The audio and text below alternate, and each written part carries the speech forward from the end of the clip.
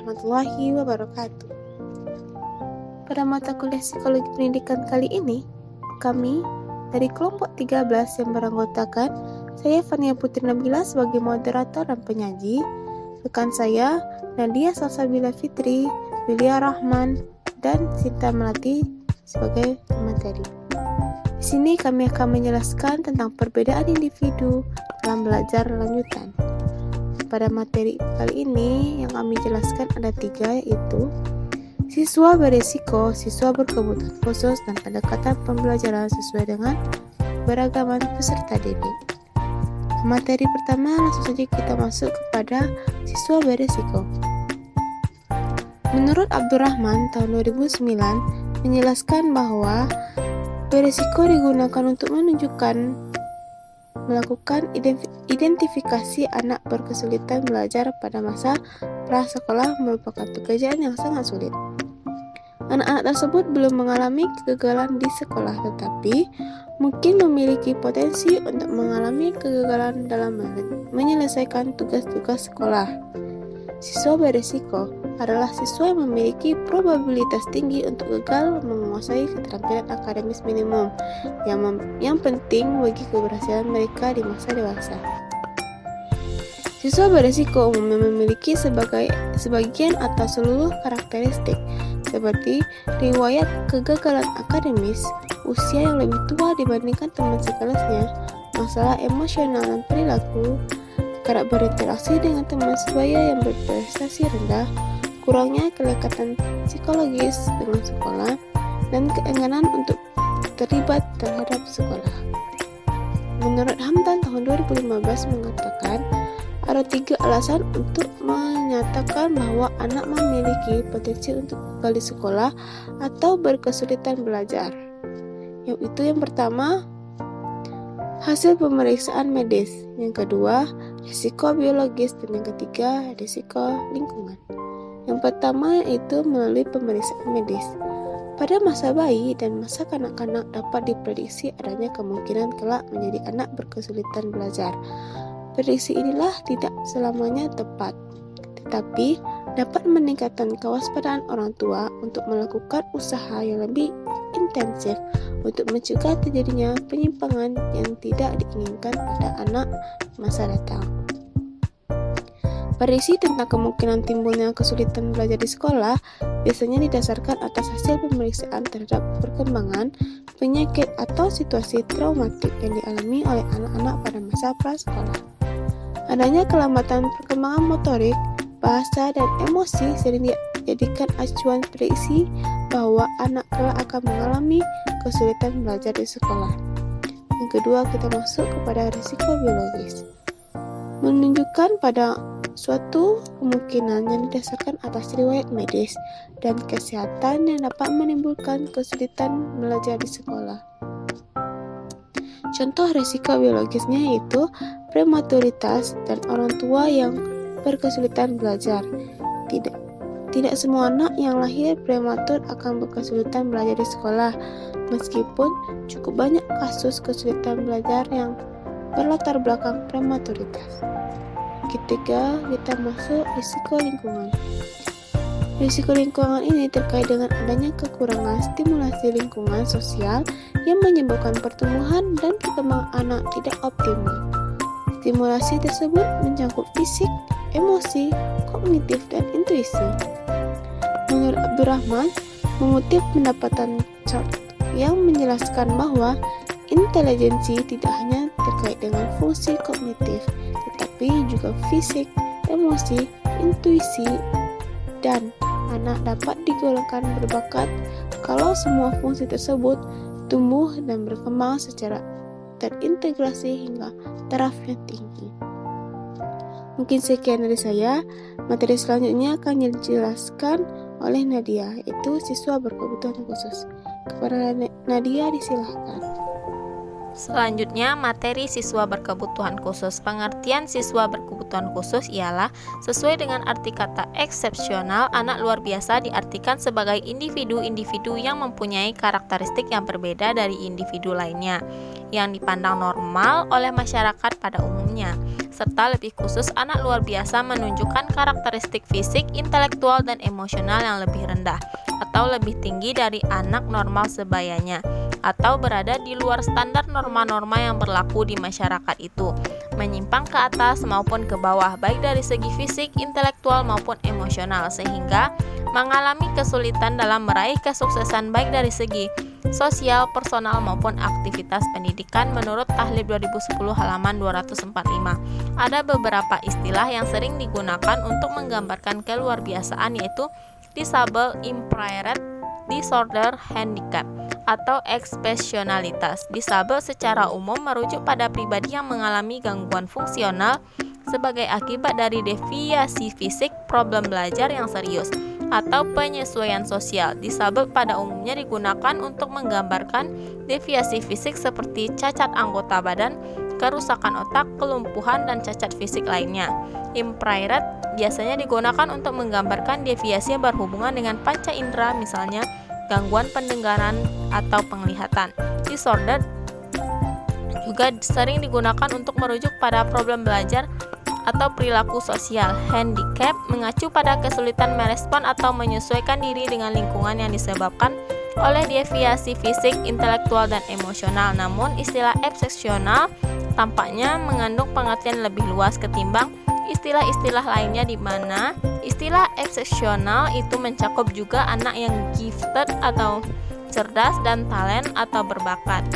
Selanjutnya, jenis-jenis siswa berkebutuhan khusus. Yang pertama yaitu tunanetra. Tunanetra adalah individu yang memiliki hambatan dalam penglihatan. Karena tunanetra ini memiliki keterlambatan dalam indera penglihatan, maka proses pembelajaran menekankan pada alat indera lainnya, yaitu indera peraba dan pendengaran. Oleh karena itu, prinsip yang harus diperhatikan dalam memberikan pengajaran kepada individu tunanetra adalah media yang digunakan harus bersifat faktual dan bersuara.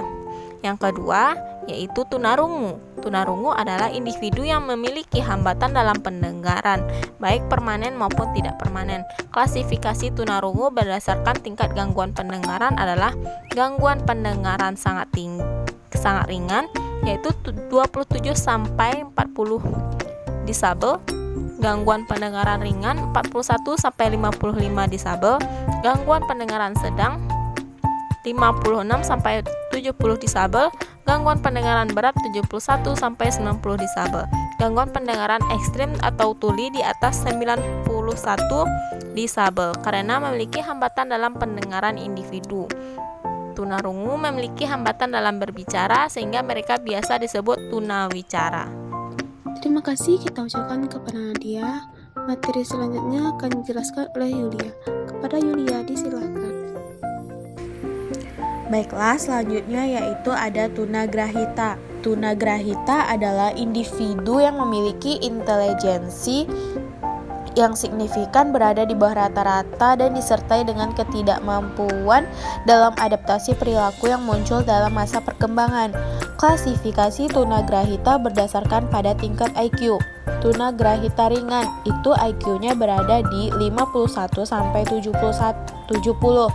Tunagrahita sedang berada di IQ 36 sampai 51. Selanjutnya ada tunagrahita berat, IQ-nya berada di 20 sampai 35. Dan terakhir ada tunagrahita sangat berat, IQ-nya berada di 20. Pembelajaran bagi individu tunagrahita lebih dititik beratkan kepada kemampuan bina diri dan sosialisasi. Selanjutnya ada tunadaksa. Tunadaksa adalah individu yang memiliki gangguan gerak yang disebabkan oleh kelainan neuromuskular dan struktur tulang yang bersifat bawaan, sakit atau akibat kecelakaan termasuk cerebral palsy, amputasi, polio, dan lumpuh. Tingkat gangguan pada tunadaksa adalah ringan, yaitu memiliki keterbatasan dalam melakukan aktivitas fisik. Tetap masih dapat ditingkatkan melalui terapi. Sedang yaitu memiliki keterbatasan motorik dan mengalami gangguan koordinasi sensorik. Berat yaitu memiliki keterbatasan total dalam gerakan fisik dan tidak mampu mengontrol gerakan fisik. Selanjutnya ada tunalaras. Tunalaras adalah individu yang mengalami hambatan dalam mengendalikan emosi dan kontrol sosial. Individu tunalaras yang biasanya menunjukkan perilaku menyimpang yang tidak sesuai dengan norma dan aturan yang berlaku di sekitarnya. Tunalaras dapat disebabkan oleh karena faktor internal dan faktor eksternal yang berpengaruh dari lingkungan sekitar. Selanjutnya yang terakhir itu ada kesulitan belajar.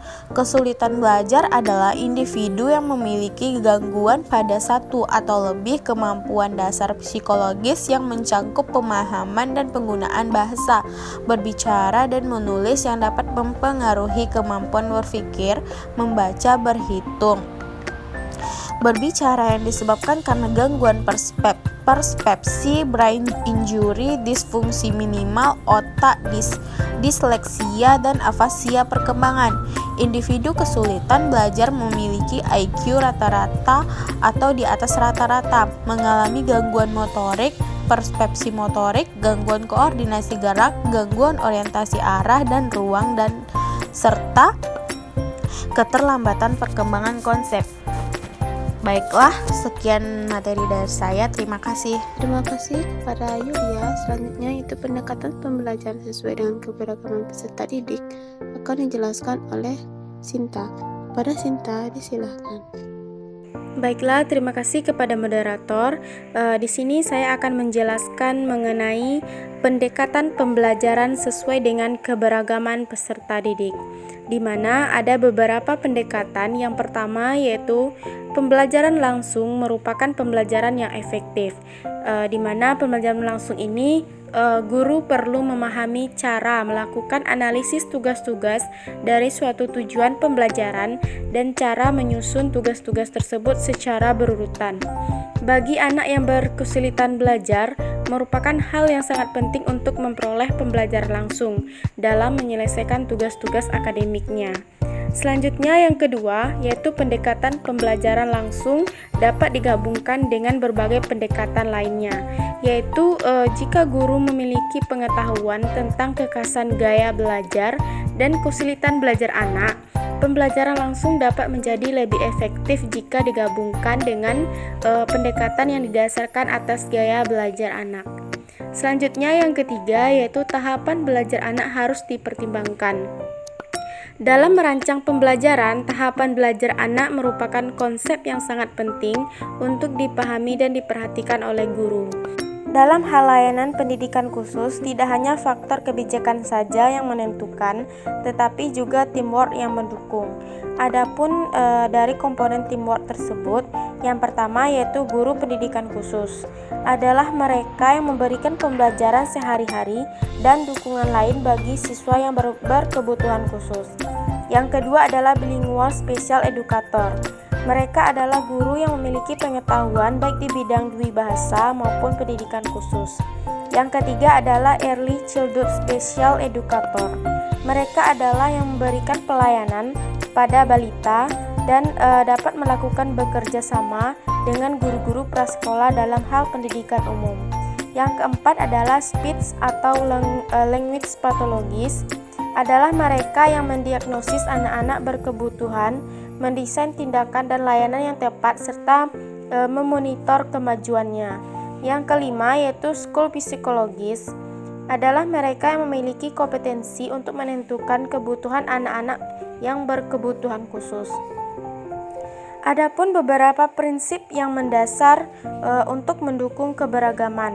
Yang pertama adalah kelas dengan kondisi peserta didik yang beragam.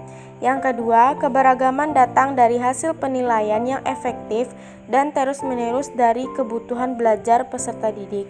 Yang ketiga, semua peserta didik mempunyai pekerjaan yang sesuai.